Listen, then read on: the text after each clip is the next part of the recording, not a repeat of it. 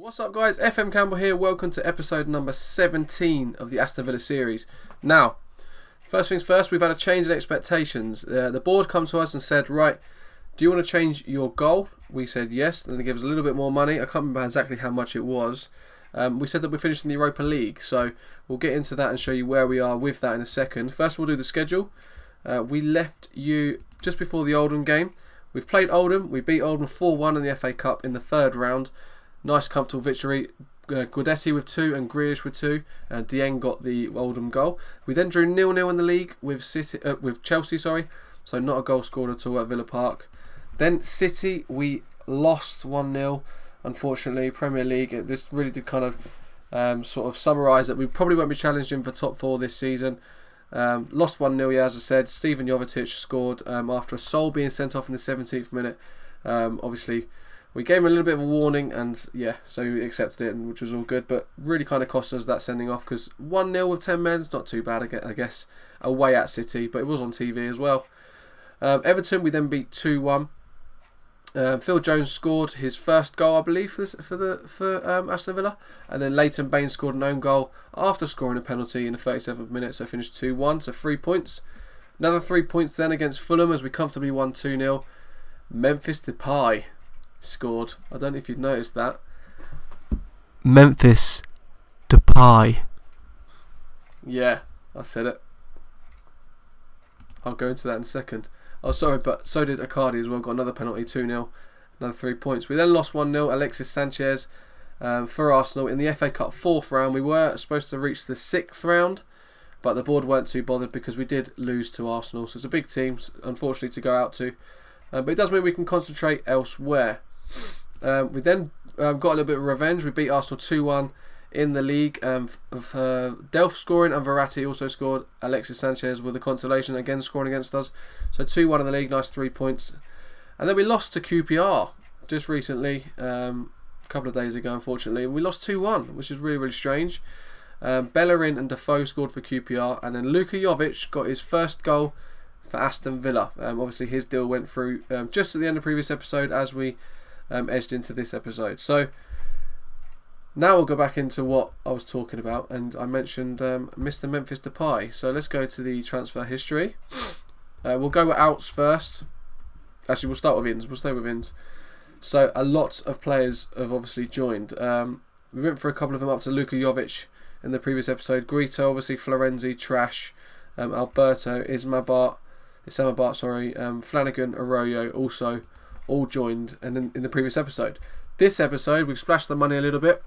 We've signed Stephen Colker for 11.25 million, English centre back, a very, very good English centre back. Possibly going to be our first choice. We've got now a choice now of him, Phil Jones, and Balanta, but Phil Jones has been really poor at the moment. I can't really get him playing, so Colker's kind of probably going to be edging number 1 unless we can get Phil Jones back in form. 24 years old, he's on 52 grand a week, so we are coughing a little bit of money for him. We did spend a little bit of money on him as well, with 11.25 million.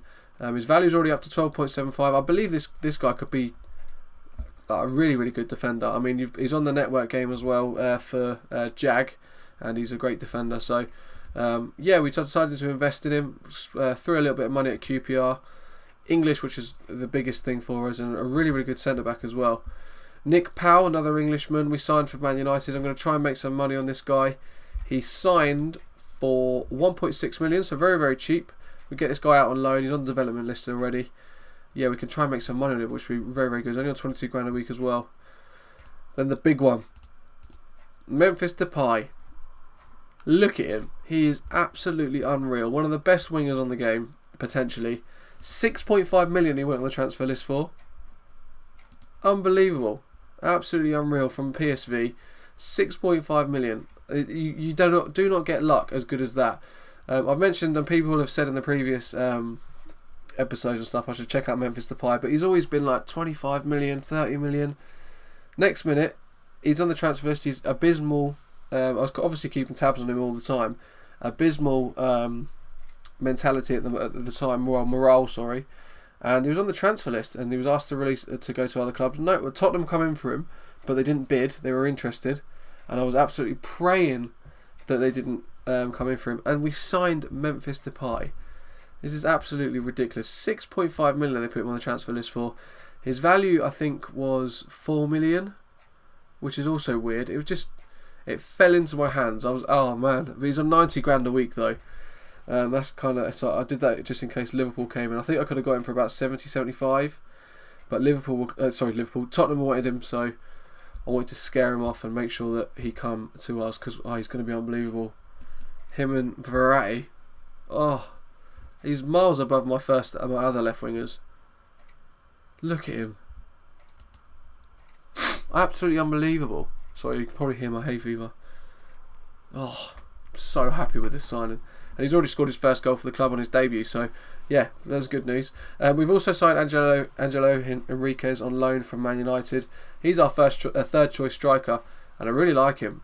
He's 21 years old. He's out of contract at the end of the season as well, so we may go back in for him on a free, but we could loan him until then, so might as well get him used to the club, get him already used to the team as well. He's not got great potential, apparently, according to the assistant, but he looks so good. He's got really, really good mental stats for a 21-year-old. His physicals could do with some work. His balance isn't great, or his agility, or he's not very good speed-wise at all.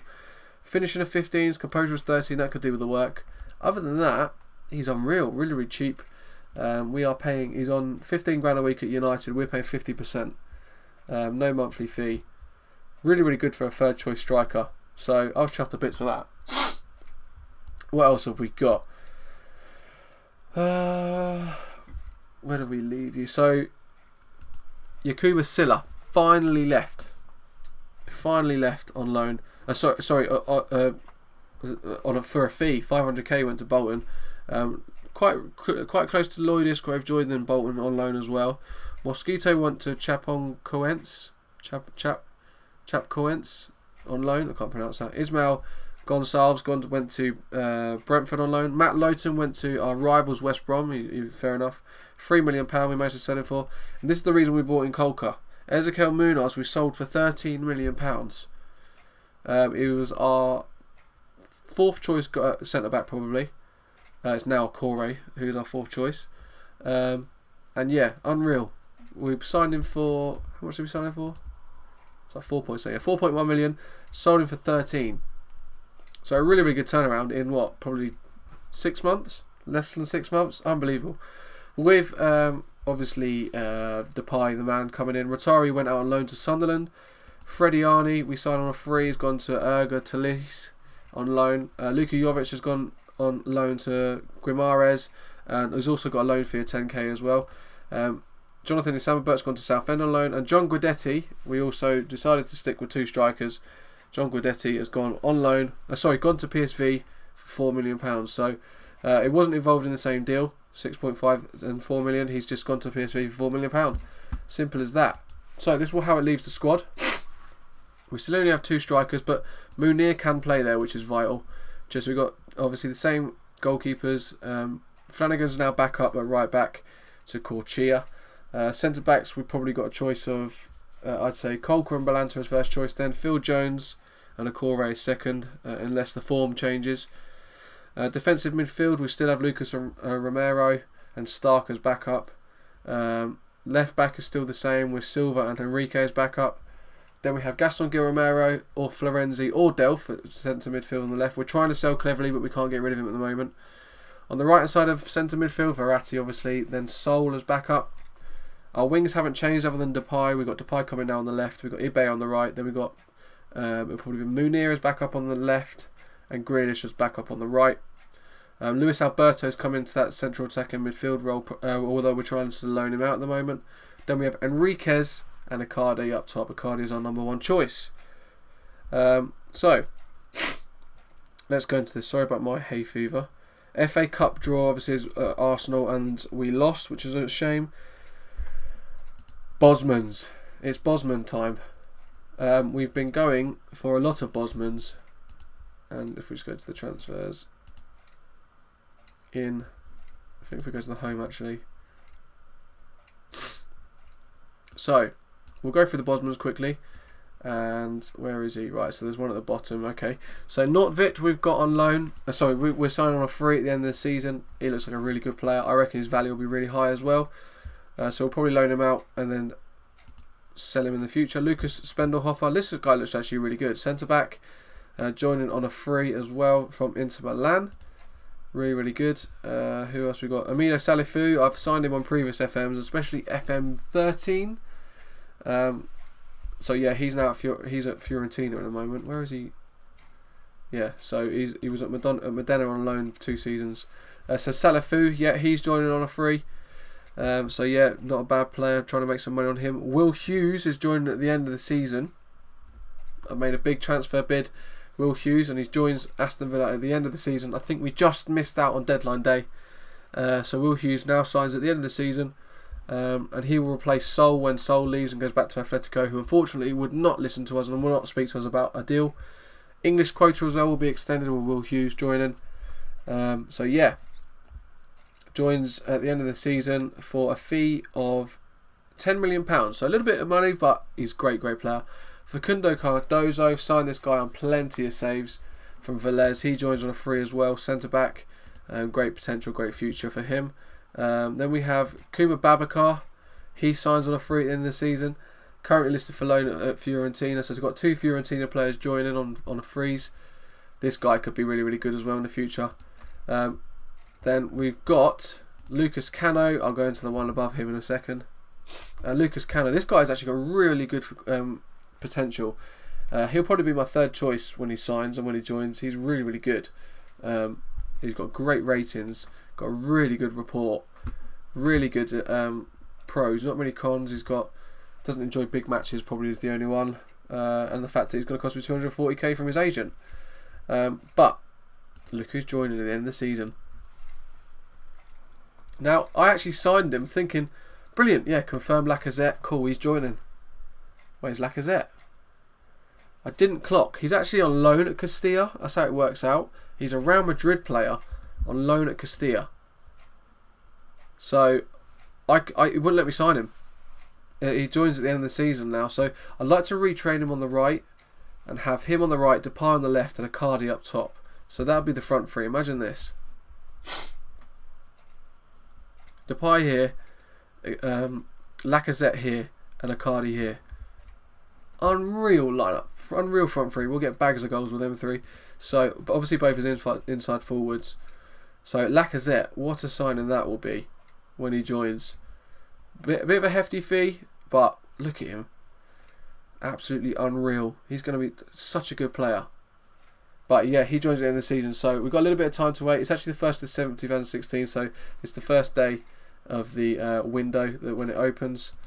So yeah, him and Will Hughes will join at the end of the season. Basically, we've got in regards to the budget, I still got 4.51 million in the bank. Let's go to the board, see how much we can sway that over. We can't at the minute. We're also spending over 300k or 300k a week underneath our wage budget. So we have got a little bit of money to play with. But yeah, so loads of things going on. Just to let you know as well, that Everton game was a massive 6-pointer when you think about it. Let's go back into the league, and this is where it leaves us. We're currently in 6th place, obviously targeted now to finish in Europa. We are 4 points clear of Everton after that win. United have 2 games in hand. We are only 3 points off 4th, so it's not like unrealistic, but it pretty much, they've all got a game in hand than us basically, above us, and United have 2 games. So it's not unrealistic, but I won't be disappointed if we don't. Well, yeah, I'm not targeting myself, pushing myself for it. Well, I am, but if we don't get it, I won't be disappointed, is what I'm saying. What else have I got on my notes? So the Memphis Depay signing increased shirt sales by dramatically, and he scored in under 20 minutes in his debut. So absolutely brilliant for us. We're struggling to gather interest in a number of players at the moment. So in under 21s, we couldn't loan out, unfortunately. People like Arroyo, Trash, Guito, Powell, Pilar, Cleverly and Alberto. Unfortunately, we could not get rid of them on loan. So hopefully we'll do something with them in the near future. We went in for Martin Odegaard. Now, if we quickly go back to the league, go to Tottenham, signed him in the end. It was a choice of Depay or Odegaard. and we went for Depay because he's cheaper. And I remember I said Tottenham were going in for Depay as well, possibly. They actually went for Odegaard for £22 million. I wish we'd have gone in for him, but we couldn't quite afford him because he's unreal. But 17 years old, yeah. So, yeah. So, yeah. I've said so, yeah, about 5 times. Yeah, Odegaard we would have liked to sign, but it was just not affordable. Tottenham got him in the end for 22 million. Bit of a shame, but that's it. And that's pretty much it. The Lucas Cano deal, the striker that I said has got bags of potential, this guy here, we actually missed out just by a work permit. He was trying to get a work permit, so we missed it on the deadline. So that's why he's obviously leaving in the season. Sorry, now not coming to the end of the season. The Will Hughes deal, because that's the end of the season, it means that we kept Sol for the rest of the season, who's been really, really good form. So that was great news. So plenty of movements going on. In regards to going forward, we still haven't played the Victoria Pilsen game. If we win that game, we will play either Dynamo or Atletico Madrid. Probably one of the toughest teams in the tournament. So that's where things will get tough. If we can beat one of them, unreal. We were targeted to just get to the group stage. We've done that. We're in the knockout stages against Victoria Pilsen, who we have to beat over 2 legs to obviously get through to the next round. That's pretty much all that's happened. It was a very, very busy window. I was looking at hundreds and hundreds of players. We've got a lot of business obviously coming in at the end of the season. Loads of players to join. We've got the youth intake next month as well. That will be covered in 2 episodes time. So, but that's pretty much it. Feel free to leave a like on the video if you've enjoyed it. Feel free to subscribe to the channel if you're enjoying the content. Get your comments in. Let me know what you think. Let me know if you're doing anything differently. If you suggest me to do anything. The finances are looking healthy. 54 million in the bank, 47 million in the projected balance. So we are expected to make a loss, but a lot of things will be going on. We've got a debt of 110 million, which hopefully we can start paying off soon. Obviously, a lot of that's a transfer debt over the 48 months, but we're paying that every month, and it's over 2 years. Yeah, it shouldn't really touch the finances too much at all. What else have we got in regards to the actual club itself? What's our value now? Where are we? So this is the couple of. So we've got finances were rich. Our estimated value is 318 million now. Our loan debt is 94 million. Season ticket price is £37 average, and an average season ticket is 490. 19,000 roughly season ticket holders. Favourite personnel is Benteke still in there. So we're not in any of these yet. I suppose we've got to win some. We haven't actually won anything yet. I don't know why I'm really thinking of that. But yes, that's pretty much it. So I'll see you guys in episode number 18 in a couple of days' time. Thanks very much for watching. Peace.